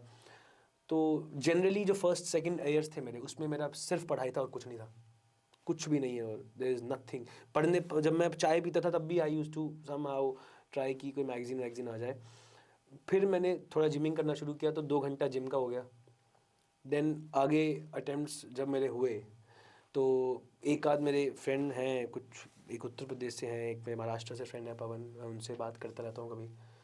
तो लाइफ मेरी बिल्कुल बहुत रॉ है, पढ़ाई, जिम, सोना एंड रिपीट, और कुछ भी नहीं, कुछ भी नहीं। तो आप एडवाइस करते हैं कि लाइफ में बाकी सारी भी चीज़ें साथ के साथ चलती रहनी चाहिए? सोशल आइसोलेशन आ जाएगी, otherwise you will literally cry. मतलब मुझे लगता है अक्सर ये तो यही बोलती है कि सोशल आइसोलेशन इस पढ़ाई के लिए करनी ज़रूरी पड़ती है at some point of time. बहुत अच्छी बात है, होना है, बट आपको पता होना चाहिए ना कि यू नीड गुड पीपल। ऐसा नहीं है कि आपको लोगों से ही दूर चले जाना है। Eventually man is a social animal. Right. The thing is that हमें लोगों से दूर नहीं जाना है, you need to have good people जो आपको एक्चुअली बताएं कि यार ये गलत है, ये मत कर। जनरली हमारे फ्रेंड्स होते हैं, चलो बहुत गलत काम किए उनके साथ हमने। Actually good person is one जो बहुत फन करेगा आपके साथ, बट जो लिमिट आ गई ना वो ब्रीच नहीं होने देगा। लाइक जब मेरे प्रिपरेशन के दौरान मेरे जो 1-2 दोस्त मैं बता रहा हूँ, जब मुझे लगा कि शायद मैं मेरी अप्रोच ख़राब है, गलत है, तो they used to tell me, और बहुत अथॉरिटेटिवली, कि what are you doing man. And even जब कभी कुछ हम ऐसा करें लाइफ में जो इमोरल है, या फिर कुछ ऐसा करें जो बुरी आदत है, तो मैंने बताया आपको मेरे पास राघव भैया हैं, वो अथॉरिटेटिवली बोलते थे कि यार ठीक है, ओके, बट रुक जा, ये लिमिट नहीं क्रॉस होनी चाहिए। स्पर्श, आपसे जब मैं अब कॉन्वर्सेशन कर रहा हूँ, हालांकि मैं बहुत मतलब डीपली हम कॉन्वर्सेशंस में जा रहे हैं, बहुत सारी बातें हो रही है, बहुत इंटरेस्टिंग फैक्ट्स आप बता रहे हैं, बहुत इंटरेस्टिंग इन्फॉर्मेशन आप दे रहे हैं बच्चों को, जो बहुत अनयूजुअल मुझे लगा एक सिविल सर्विसेज एस्पिरेंट के लिए, सिविल सर्वेंट के लिए, that you have worked on some startups also. तो बिजनेस में किस तरह का इंटरेस्ट, जब आप सिविल सर्वेंट हो, किधर से किधर आपकी जर्नी कैसे कैसे वेव्स में जा रही है? बिजनेस, इसके बारे में आप बताएं, स्टार्टअप्स के बारे में। सिविल सर्विसेज तो बात थी, ये तो पता भी नहीं था हमें कल को सोचेंगे वैसा। उसके पहले there was thing in my mind कि we have to make money, do something good in life. तो मैं और मेरा फ्रेंड मानिक, हम करते थे पहले ज़माने में ना, सिम एयरसेल करके एक सिम होती थी, बिल्कुल, और आइडिया का पुराना वाला एक, हम उसका वीआईपी नंबर थोड़ा महंगा बिकता था ब्लैक में, तो वो हम ले करके बेचते थे, तो वहाँ से थोड़ा पैसा आता था। Apart from that phone second hand बहुत हमारा वो आदत था, फ़ोन लिया सस्ते पे, थोड़ा महंगा बेच दिया, और ये ही इशू था जो चलता रहा। 2020 में हमें लगा कि लेट्स डू समथिंग। मेरा आईएएस भी फेल हो रहा था, तो मेरे मन में था कि मैं एजुकेशन फील्ड से जुड़ा हूँ, क्यों ना ऐसा किया जाए कि हम जो कुछ बच्चों को होम ट्यूशन चाहिए, कुछ बच्चे होम ट्यूशन देना चाहते हैं, क्यों ना उनको हम मिला दें, एग्रीगेटर प्लेटफॉर्म बनाएं। एक तो पेडांटिक करके मैंने और मानिक ने हमने शुरू करा, पेडांटिक करके, उसमें हमने बोला कि हम होम ट्यूशन दिलवाएंगे आपको, टीचर और स्टूडेंट को हम मिला देंगे बस, और बीच में हमारा कुछ कमीशन रहेगा, और we were having some mechanisms कि दोनों लोग हमसे जुड़े हुए रहें बुक्स करके किस तरीके से। सब सही चला, 1-1.5 महीना 2 महीना बड़ा अच्छा हमें रेवेन्यू आया। प्रॉब्लम ये हुआ, फर्स्ट वेव कोविड का हिट कर गया। उसमें हुआ कि आप इंटरैक्ट ना करो एक दूसरे से, well that was a problem, क्योंकि आप अगर आपको याद हो फर्स्ट वेव के दौरान लोग घर नहीं जा रहे थे एक दूसरे के। बिल्कुल। उस वजह से वो पूरा आइडिया ही हमें लगा कि हमें रोकना पड़ेगा, बिकॉज इनिशियली हमें लगा 1 महीने की बात है, बट वो लंबा था समय, बहुत लंबा चला वो। सो वो वहाँ से बंद ही करना पड़ा हमें इवेंचुअली, क्योंकि इवेंचुअली हमारे पास इतने पैसे थे नहीं कि हम सर्वाइव कर जाएं। ऐसा तो है नहीं कि हम करोड़ों की ट्यूशन्स भेज रहे हैं। उसके बाद उसी वक्त इशू हुआ कि सिंस स्कूल्स लग रहे थे ऑनलाइन, हमारे अगर हम गांव की ओर जाएं उधमपुर से जस्ट गो नॉर्थवर्ड्स, स्कूल्स में एक लर्निंग मैनेजमेंट सिस्टम जो ERP जिसके हम कहते हैं, एंटरप्राइज रिसोर्स प्लानिंग, इंस्टीट्यूट्स में भी होता है, तो वो नहीं था। तो वो लोग सिर्फ पढ़ाते हैं ऑफलाइन। तो मुझे और मानिक को लगा किसी एक सॉफ्टवेयर इंजीनियर को ढूंढते हैं, सॉफ्टवेयर बनाते हैं और बेचते हैं। बना दिए सॉफ्टवेयर हमने, और वो हमने बेचना शुरू किया। ERP enterprise resource planning. तो हमको तो बनाना आता नहीं है, बट यूज़ करना आता है, बेचना भी आता है। तो हमने बेचना शुरू कर दिया। कुछ जगह पे बिका, बहुत जगह पे बिका। इनिशियली प्रॉब्लम हुआ, अगर आपको याद हो, नेट बंद हो गया था हमारा 2019 के बाद। तो समहाउ हमने कोशिश करा कि 2G पे भी चले, उसके लिए बहुत 144 पिक्सल पे वीडियोस को लाया, सॉफ्टवेयर चल रहा था, वीडियो चल ही नहीं रही थी। Still enterprise resource planning was something जिससे स्कूल्स को फ़ायदा तो हो रहा था, क्योंकि आपका इवेंचुअली वो भी शॉक हो रहे हैं कि यार इतना अच्छा होगा कि हमें पता है कि हमने किस टीचर को कितना सैलरी दी है, बच्चे का कितना फ़ी आया हुआ है, कब फ़ी नहीं आया हुआ है, उसको अलर्ट भेजना है आपको कि भाई फ़ीस दे दो, और उस पर गूगल पे वगैरह का लिंक। तो उन सबको अच्छा लग रहा था। प्रॉब्लम फिर कोविड की आई, उसकी वजह से पेमेंट्स हमारी फंस गई। इतनी फंसी कि अगर रेवेन्यू हमारा चल रहा होता ना तो कभी दिक्कत नहीं आती। एंड आई टेल यू, हमारा पैसा बहुत हुआ है उसमें, धंधा बना है अच्छा खासा, बट जितना बना है उससे ज़्यादा हमें लगा कि अब हम लगा नहीं पाएंगे, क्योंकि छोटे हैं, हमारे पास पैसा नहीं है, ना ही फैमिली बैकग्राउंड, हम we both come from very humble background, नहीं हमें सर्वाइव कर पाते। और उसके बाद एक कंपनी आई, let us not take names, उस कंपनी ने वो सॉफ्टवेयर लिटरली 3999 पे दे दिया कुछ सॉफ्टवेयर। उनको लगा कि हमारे पास इतना अच्छा व्यूअर बेस है। प्रॉब्लम ये थी कि हमारा नेट नहीं चल रहा था उन दिनों, 2G का कुछ इशू था, तो उन्होंने स्कूल्स को जाकर के ऑफर किया 3999 4000 रुपये में पूरा सॉफ्टवेयर दे दिया। And we were like shock कि ये कैसे हो गया 4000। हमारा एक स्कूल पानीपत में भी था, एक स्कूल पानीपत, मेरी एक फ्रेंड है गरिमा करके, तो उसने पानीपत में भी एक स्कूल ऑनबोर्ड करवाया था हमारा।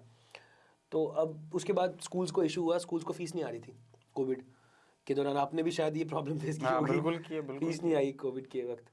तो अब स्कूल्स, एक स्कूल 2 स्कूल ऐसे करते करते बहुत हमारा मैकेनिज्म जो था वीक हो गया, और हम सर्वाइव नहीं कर पाए।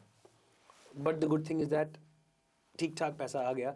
लेकिन अभी भी 1 2 3 4 6 इंस्टीट्यूशंस ऐसे हैं, नॉट ओनली स्कूल्स, कुछ नॉन एजुकेशनल भी हैं, जिनसे एक एक्स अमाउंट हमको लेना है। आई होप कि अब लूँगा। अब तो वो दे भी देंगे। नहीं, खुद ही देंगे वो, एक आध बात भी कर रहा था। चलिए, ये जर्नी कंटिन्यू रहेगी, बट एक जो मुझे बहुत ज़रूरी चीज़ है जो मुझे पूछनी है, वो ये है कि क्योंकि मैं एकेडमी चलाता हूँ, मैं रेगुलरली स्टूडेंट्स के टच में रहता हूँ, टीचर्स के टच में रहता हूँ। बहुत सारे टीचर्स हैं जिनको मैं बुलाता हूँ पढ़ाने के लिए, बहुत अच्छे अच्छे टीचर्स भी आए। आपका सिविल सर्विसेज में नाम आया, उसके बाद आपसे मुलाकात हुई, and then we requested you to take some classes also. मैं इस बीच में थोड़ा रिलक्टेंट था, क्योंकि जो जो सब्जेक्ट आप पढ़ाते हैं वो पॉलिटी है, और पॉलिटी एक ऐसा सब्जेक्ट है कि जिसमें एक्सेप्टेंस आती है तो फुल फ्लेज आती है, नहीं आती है तो बिल्कुल, हाँ बिल्कुल है, वो मेक और ब्रेक जैसा सिचुएशन बना देती है। मैं पिछला जब आपने स्टार्ट किया तो एक पूरा हफ्ता मैं आपको लगातार मॉनिटर्ड किया आपकी क्लास को कि कैसा चल रहा है। मेरे लिए ये देखना, it was very amazing to see कि जो बच्चा आपकी क्लास में सपोज 50 बच्चा था, तो वो 50 से 55 हुआ, लेकिन 49 नहीं हुआ। Not even a single drop from your class. आपका journey civil services, entrepreneurship, gymming, modelling, ये सारा रहा है। इस बीच में टीचिंग का कहाँ से आपको शौक रहा, और क्या आपने इससे पहले भी टीचिंग की हुई थी कि आपने इतना ब्यूटीफुली अपनी क्लासेस को हैंडल किया? टीचिंग मैंने एक्चुअली करी हुई है अपने इंजीनियरिंग के समय, जब मुझे कंसेप्ट तो क्लियर नहीं थे, बट कुछ ऐसा मैंने कर दिया था कि मेरे कुछ दोस्त लोग हैं, लास्ट डे उनको रट्टा बजवाया था हमें। शुहुल मुझे याद है, अक्षय गुजराल, राजीव, शुभम चौधरी, ये 2 3 4 दोस्त हैं जिनको मैंने लास्ट डेज पे रट्टा बजवाया है। उस दिन मुझे लगा कि कुछ भी हो जाए, एक पावर तो है, कम्युनिकेट कर जाएंगे और दूसरे को समझ भी आ जाएगा। वो मुझे नहीं लगा था कभी कि मैं शायद इसको कभी प्रोफेशनली सोचूंगा, बट 2020-21 के बाद होम ट्यूशन्स के दौरान मैंने इनिशियल होम ट्यूशन्स खुद ही दिए मैंने, क्योंकि मैं खुद ही नहीं करूँगा तो कोई क्यों करेगा। तो इनिशियल्स 2 3 4 होम ट्यूशन मैंने खुद ही दिए हैं। PSIR मैंने पढ़ाया 1 2 बच्चों को, वहाँ से मेरा टीचिंग का शुरू हुआ। अभी मुझे एक्चुअली अपॉर्चुनिटी मिला एक प्रॉपर फाउंडेशन कोर्स लेने का, एंड 50 नहीं बच्चे, 100 के 110 बच्चे। मैं I am just telling you the number. मैं कि अगर सपोज 100 बच्चा है तो 100 से 101 हुआ है, 99 नहीं हुआ। और ये ऐसा लग नहीं रहा है कि एक सिविल सर्वेंट 10 साल का जो है एक्सपीरियंस होल्डर ना हो कोई टीचर मेरे पास, क्योंकि अक्सर टीचिंग में बहुत सारे लोग आते हैं, मैं देखता हूँ कि वो लोग किस तरह आप बेसिकली होल्ड कर पा रहे हो बच्चों को। आप कंटेंट ऑफ कोर्स आप सिविल सर्वेंट हो ऑलरेडी, कंटेंट तो आप बहुत अच्छा दे ही रहे हो उनको, बट वो क्लास को इंटरेस्टिंग बनाए रखना। अब जब मैं बच्चों से बात कर रहा हूँ तो मेरे को बड़ी खुशी होती है कि वो ये बोलते हैं कि हमें सर से IR भी पढ़ना है, हमें बाकी सारे सब्जेक्ट्स भी इनसे पढ़ने हैं। तो ये क्योंकि आपका कोई इस तरह का पीछे बैकग्राउंड रहा नहीं है, और एकदम से ये हमारे लिए भी एक सरप्राइजिंगली शॉकिंग था कि आपने इतना अच्छे से हमारे इस बैच को संभाला है। और अब मुझे लगता है कि आपको सिविल सर्वेंट क्योंकि आप है और अपनी सर्विसेज के साथ साथ आप इसको में बने रहना, आप you are a great teacher.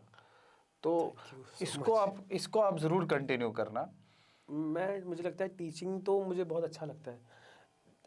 एक बैरियर जो जनरली जो ओल्ड पेडागोगिक स्टाइल है, ओल्ड टीचिंग का, उसमें एक बैरियर है। बच्चे ना काफ़ी बार सोचते हैं कि शायद टीचर को हम ये पूछेंगे तो वो हमें ना जज करे। मैंने फर्स्ट सेकंड डे पे वो बैरियर ही तोड़ दिया। I told them there is a barrier of respect जो हम कभी ब्रीच नहीं करेंगे, but I am like your friend, ask me whatsoever you want to ask. कुछ बच्चे तो बोलते हैं सर हार्ट ब्रेक हो गया, गर्लफ्रेंड या बॉयफ्रेंड है मैं उनको बोलता हूँ कुछ और पूछ लो। द थिंग इज दैट वो लेवल सिंस ब्रेक हुआ है। आपकी इंस्टीट्यूट के कुछ बच्चे हैं, आप उनसे पर्सनली पूछना, some people are so comfortable with me, वो मुझे बोलते हैं कि सर पॉलिटी नहीं पूछते, रेपो रेट सर इन्फ्लेशन का क्वेश्चन है बताओ कैसे करूं। I know that this thing I think ये डेवलप इसलिए हुई है क्योंकि मैंने पर्सनली उनसे कांटेक्ट किया है। एक मेरा नंबर था जो मैंने किसी को भी नहीं दिया था, मेरे मम्मा पापा 1 2 दोस्त बस, ताकि वो मैं उठाता हूँ। वो मैंने फ़ोन इनको दे दिया कि भाई मुझे बताना अगर प्रॉब्लम होगी, आई विल मेक श्योर रात को 11 बजे भी मैं आपको रिप्लाई करूँगा। नहीं कर पाया तो अगले दिन मैं आपको बताऊँगा। ये मुझे लगता है कि ओल्ड पेडागोगिक स्टाइल में ना वो बैरियर रहता है कि हमें लगता है कि नहीं हम टीचर को पूछेंगे वो बुरा मान जाए, एम्बैरेस कर जाए। वही एक दिक्कत है। अदरवाइज मुझे लगता है ऑफलाइन टीचिंग में you have to make it fun. 15 minute के बाद आपने जोक नहीं क्रैक किया, बच्चे सो जाएंगे, अगले दिन दिखेंगे भी नहीं। So I think that's more like a comedy show. I am blessed that way कि जैसे आपने बोला ना कि जगह जगह आपको हर वो चीज़ ऊपर वाले ने देते आया है कि दोस्त की शक्ल में, पेरेंट्स की शक्ल में जो आपको हेल्प करते रहे। तो आई एम ब्लेस्ड दैट वे कि मुझे आप जैसे टीचर्स इन सारे स्टूडेंट्स को हेल्प करने में मुझे मदद करते हैं। और क्योंकि ये टीचिंग आप करते रहना जब जब आपको टाइम मिले। मुझे उम्मीद है कि आप ये सारे बच्चे, क्योंकि मेरी लगातार इनसे बात होती रहती है, जितने भी बच्चे आपसे पढ़ रहे हैं वो हमें ये डिमांड ज़रूर कर रहे हैं कि और भी ये ऑप्शन और पढ़ना है इनसे, ये ऑप्शन और पढ़ना है। तो that way thank you so much for taking those classes there. एक ज़रूरी चीज़ ये है कि क्योंकि आपने दिल्ली में कोचिंग की हुई है और हम यहाँ जम्मू में कोचिंग कराते हैं, दिल्ली में भी बहुत सारे अच्छे अच्छे टीचर्स हैं और आप जैसे टीचर्स यहाँ भी बच्चों को पढ़ाते हैं। बहुत सारे पेरेंट्स परेशान होते हैं, बहुत सारे स्टूडेंट्स परेशान होते हैं कि भाई हम अगर जम्मू में कोचिंग कर रहे हैं तो दिल्ली क्यों नहीं जाए। क्या उनके लिए सलाह है आपका कि उनको जैसे आप अब एकेडमी में पढ़ा भी रहे हैं, टीचर भी हैं, मेंटोर भी कर रहे हैं उनको, बाकी सारे टीचर्स को भी आप देख रहे होंगे जो उनको पढ़ाते हैं। I can swear to my livelihood, रोजी की कसम जिसको बोलते हैं ना, don't go Delhi. It's not only about Chanakya, मैं चाणक्य की बात नहीं कर रहा, एंड इट्स नॉट स्पॉन्सर्ड, किसी ने पैसा नहीं दिया मुझे बोलने का। It's not only Chanakya. I am shocked कि यहाँ पे काफ़ी बच्चे क्लास में हैं जो लिटरली इंस्टॉलमेंट्स पे कर रहे हैं, क्या पता पूरा देंगे भी नहीं देंगे। यहाँ पे आपको एक आंसर राइटिंग का मॉड्यूल है इंस्टीट्यूट्स का। जम्मू में मैं तो यहीं का जानता हूँ, फ्री है क्लास में, मतलब आपको शायद पता ही नहीं है, दिल्ली में 50-50 हज़ार रुपया सिर्फ आंसर राइटिंग का बिक रहा है, and you are giving it for free. Chanakya की मैं बात कर रहा हूँ, बाकी भी शायद दे रहे होंगे। एंड मैंने देखा अटेंडेंस का भी यहाँ पे सिस्टम है कि you have to be attentive. आपका इवैल्यूएशन होता है कि आपने क्लास में आकर के टेस्ट दिया कि नहीं दिया। ये चीज़ दिल्ली में कोई करता ही नहीं है, कुछ नए इंस्टीट्यूट्स हैं वो करते हैं, बट जो ट्रेडिशनल ओल्ड स्कूल जाइंट्स हैं, आप वहाँ जाओ, आपको सच में दिखेगा कि यहाँ कुछ हो ही नहीं रहा। इवन कि आप 600 बच्चों की क्लास में टीचर को मिलना ही खुद में एक बहुत बड़ा वो है। यहाँ पे तो ऐसा है कि टीचर के साथ आधा घंटा बैठ के ग्रिल करते हो अच्छे से कि मुझे ये समझ नहीं आया, वो समझ नहीं आया। वहाँ 600 बच्चे हैं, आप टीचर को मिल ही नहीं पाओगे पहली बार, मिलोगे भी तो हार्डली 2 मिनट के लिए, टीचर फिर निकल जाएंगे। I think you should study in Jammu, मुझे अब लगता है। पहले मैं सोचता था दिल्ली जाओ, और रहा सवाल एटमॉस्फेयर का, ऐसा कुछ नहीं है कि दिल्ली में कुछ बड़ी पढ़ाई होती है। दिल्ली में भी वही बच्चे हैं, जम्मू में भी वही बच्चे हैं, जिसको पढ़ना है वो कहीं भी पढ़ेगा। उसको ना दिल्ली चाहिए, ना डबलिन चाहिए, ना कानपुर चाहिए, ना कैंस चाहिए। बिल्कुल। जहाँ बैठे, जो कमरा है वहाँ पढ़ो बैठ करके। If you want to be officer at the end of the day, तुमको करना क्या है? अगर तुमको अफसर बनना है तो जो जगह मिलेगी पढ़ो वहाँ पे। बिल्कुल। There is no need for excuse.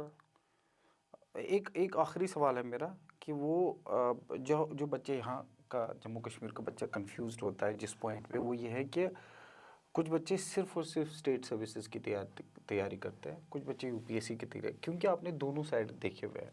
आपने यूपीएससी भी क्वालिफाई किया है, इंटरव्यू स्टेज तक गए हो, स्टेट सर्विसेज आपने पहली बार में रैंक 26 से क्वालिफाई किया है। अब इन बच्चों को, क्योंकि दोनों का पर्सपेक्टिव कैसा है एग्ज़ाम का, और बच्चे को किस माइंडसेट से, whether they should go for UPSC और स्टेट सर्विसेज और बोथ, क्या अप्रोच होना चाहिए बच्चे का? आई थिंक पहली बात तो आपको क्लैरिटी होनी चाहिए एटलीस्ट इनिशियल समय में कि आपको करना क्या है। अगर आप ये सोच रहे हो कि एक ही साथ सभी एग्जाम, यूपीएससी भी दे देंगे, केएस भी दे देंगे, एसआई भी दे देंगे, देन फाइनेंस अकाउंट का भी दे देंगे, इट विल नॉट वर्क। सीधी सी बात है। एक क्लैरिटी रखो, यूपीएससी और केएस दोनों एग्जैक्ट सेम पैटर्न है। बिल्कुल। जो लोग आपका केएस का मेंस लिख रहे हैं वही लोग यूपीएससी का मेंस लिख रहे हैं। एग्जैक्ट सिलेबस सेम है, एक ही डिफरेंस है कि क्वालिफाइंग पेपर यहाँ नहीं होता, यूपीएससी में क्वालिफाइंग पेपर होता है। तो I think if you are preparing for UPSC, if you preparing for K S, do not think कि आप शायद यूपीएससी नहीं कर पाओगे। आपको किसने बोला नहीं कर पाओगे? Have some sort of confidence. एक ही डिफरेंस है, वो है कंपटीशन का, और कोई डिफरेंस नहीं है। एंड एक ही साथ इनिशियल 2-3-4 साल जो है प्रिपरेशन की, these are the golden years. Generally 22-23 साल के आसपास जो बच्चे हैं, 2002-3 आसपास के बच्चे जो हैं, दीज आर द वंस जो अभी 21-22-23 साल के हैं। गोल्डन समय प्रिपरेशन का। इसके बाद 4 साल बाद रोल्स एंड रिस्पॉन्सिबिलिटी बढ़ जाएंगे, एंग्जाइटी आएगा, डिप्रेशन आएगा, एंड देन यू स्वे away towards things like drugs and all that. Right. It's better कि पहले ही 1-2-3 साल में दोनों का अटेम्प्टेशन दो, मेहनत करो। एंड इट्स बेटर कि अगर आपको कोचिंग ही लेना है, यूपीएससी का कोचिंग ले लो। Why? You will get some crowd जो आपके जैसा है। शायद काफ़ी बार स्टेट सर्विसेज में काफ़ी लोग ऐसे आते हैं जो जस्ट इसलिए आए हैं कि मोहल्ले का और इंसान आया हुआ है, तो उनको लगता है कि क्या पता ये कर लेंगे तो बाकी एग्जाम निकल जाएंगे। नहीं निकलेंगे यार, हर एक एग्जामिनेशन की अलग डिमांड है। यूपीएससी का कोचिंग करो, केएस आपका बहुत है, क्योंकि सेम ही है, इट विल बी हेल्पफुल। अब जैसे मैंने पहले भी बोला कि राइड आपकी रोलर कोस्टर ही रही है।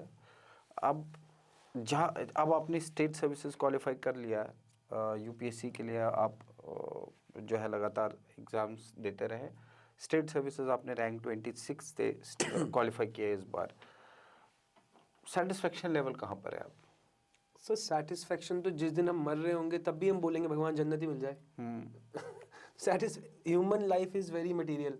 मैं कभी भी ना ही आइडियल वर्ल्ड में जीता हूँ अब, और ना ही लोगों को बोलता हूँ कि आप आइडियल वर्ल्ड में जियो। Being material is not bad, right. Being immoral is bad. तो आई थिंक सेटिस्फेक्शन कभी नहीं होगी, मुझे तो नहीं होगी, चाहे मैं बहुत बड़ा अफसर बन जाऊँ। एंड इवेंचुअली अगर किसी दिन सेटिस्फेक्शन हो गई, फिर तो लाइफ ही, फिर तो the thing is that life का जो परम हमने गोल है वो तो अचीव कर दिया। मुझे लगता नहीं है कि मैं कभी उस लेवल पे पहुंच पाऊंगा, because the thing is that जब भी मैं कुछ करता हूँ मुझे लगता है कि एक स्टेप और करते हैं। मतलब इन अ वे ग्रीडी है आप, आपका Yes, greed, you can say that. I'm selfish. Yes, you are greedy yourself. greedy, gluttonous.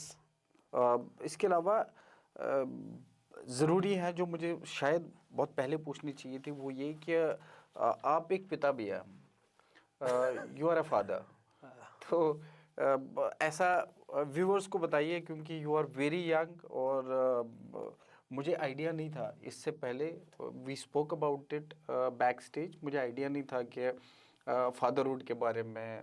Back and में टीम ने मुझे बताया कि ये चीज़ें आप ज़रूर पूछना आपसे, तो मुझे अपनी इस फादरहुड के बारे में बताएं। देखिए, एक ज़रूरी चीज़ जो मैं यहाँ मेंशन करना चाहता हूँ कि you are a good teacher, you connect with students, जो I have witness that you connect them so well कि आप उनको किसी भी टाइम, जैसे नंबर शेयर किया आपने, किसी भी टाइम उनको हेल्प करते हैं, वो ये एक अच्छे इंसान की पहचान है।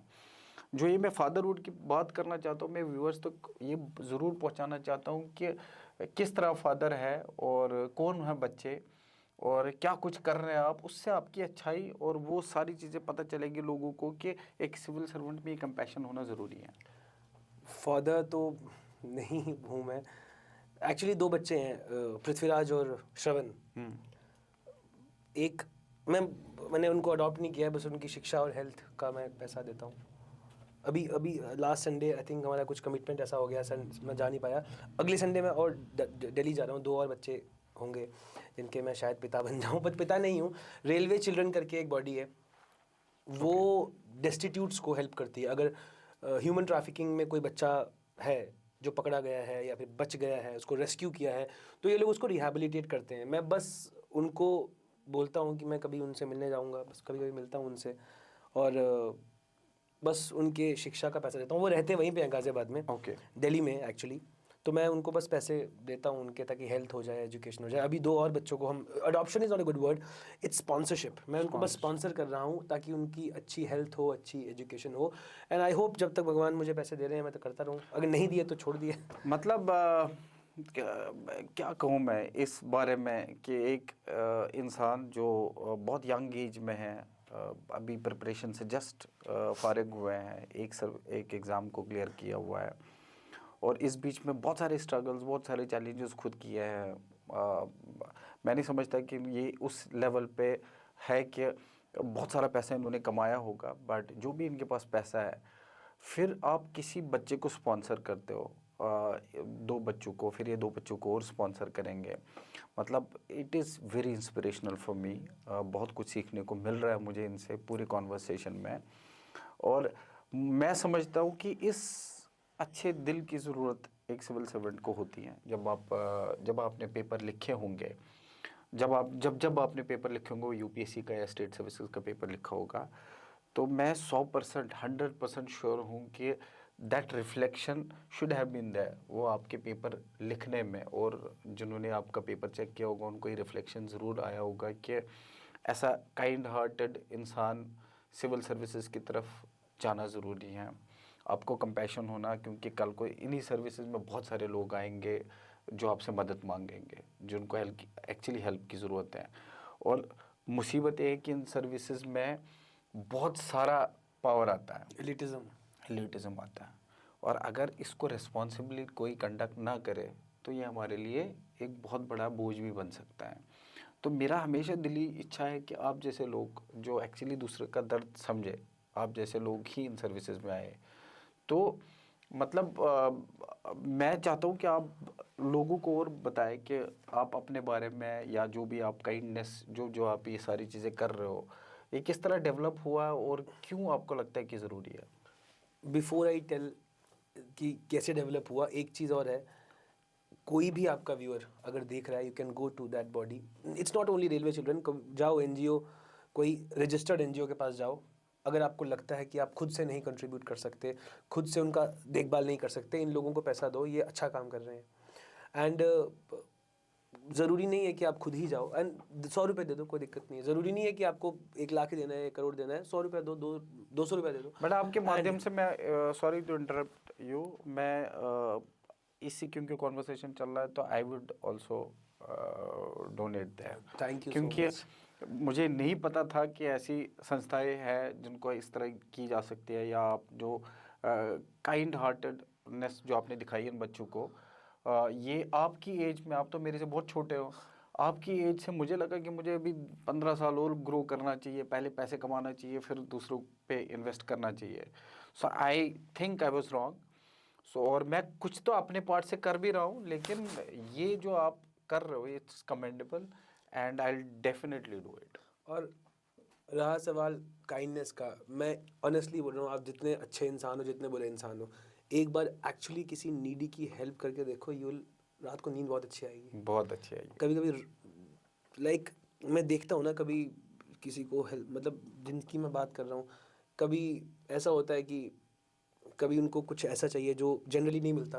एक अच्छा टी शर्ट, एक अच्छा शूज़, अच्छा क्या ही होगा उनके लिए 800-900 रुपये में, तो ये उनके लिए अच्छा है, बहुत है। 800-900 रुपये तो उनके लिए सोना है। But the kind of happiness, हमारा एक मैंने बात की राघव भैया की, he is also very kind hearted person, Daler. तो आई थिंक 3-4 साल हो गए हमारे, जब भी कुछ पैसे वैसे आते हैं हमारे पास, तो हम फेस्टिवल्स पे कुछ कंट्रीब्यूट करते हैं, and you go to that place. तो हमने उनको बोला कि हम वार्मर्स देंगे आपको। कितने लोग हैं? 36 लोग हैं आई थिंक, 15 और 9, 15 लेट इट बी, 36 लोग के करीब हम वार्मर लेकर के गए। हम वहाँ पे एक इंसान थे, बहुत अच्छे सूट बूट में बैठे हुए हैं। हमने उनको पहली बार गए 2016 में, आई गेस हम गए उनके पास। हम क्रैकर्स का स्टॉल लगाते थे, बम होते हैं ना दिवाली में, तो उससे जो पैसा बना, हमने लगा कि राघव भैया, मैं और मानिक, हमें लगा चलो कुछ यार दान वान करते हैं। और वहाँ पहुँच करके एक इंसान बहुत ही वेल सूटेड, हमने उनको बोला कि भाई साहब यहाँ कोई और लोग भी हैं जिनको मदद कर सकते हैं? बोलते कर दो। तो हमने पूरा उनसे सलाह किया कितने बच्चे कैसे, तो हम गए जम्मू, पूरा कपड़े वपड़े लाए, वार्मर, हीटर। जैसे ही हम वहाँ पहुँचे तो हमने उनको बोला कि लाओ, उनको हम अपने हाथ से दे देते हैं, हमें लगा क्या पता चोरी कर जाएंगे, बीच में पैसा खा जाएंगे। तो लाइन में सबसे पहले वो अंकल खड़े थे। तो मैंने बोला अंकल आपको नहीं, जो डेस्टिट्यूट्स हैं, ज़रूरतमंद है। वो बोलते पहला मैं ही ज़रूरतमंद है। आई वॉज शॉक्ड कि मैंने ठीक है एनी हाउ करा। उसके बाद आधे घंटे बाद मैंने उनको पूछा अंकल ये क्या इशू है, क्यों आप ऐसा, या तो आप मैनेजर हो यहाँ के? बोलते नहीं बेटा मेरा, उन्होंने बताया नहीं मुझे, बोलते मेरा बच्चा, मैं तो यहीं रहूँगा, मेरे आसपास साथी हैं। मैं कहीं ना कहीं समझ गया, ऐसा नहीं है कि अपना बच्चा चला गया, उसके बच्चे ने और उसकी बहू ने छोड़ दिया उसको। अच्छा, ओके। एंड आधा घंटा उसने कहानी सुनाई, स्टार्टेड क्राइंग। बोलता मुझे बच्चे से मिलना है यार। और जब हमने वार्मर दिया, ही वाज लाइक, मुझे लगता है कि आर से नाम था, लेट इट बी। बोलता मुझे लगता है कि लेट इज सपोज रामू। बोलता मुझे लगा रामू आ गया।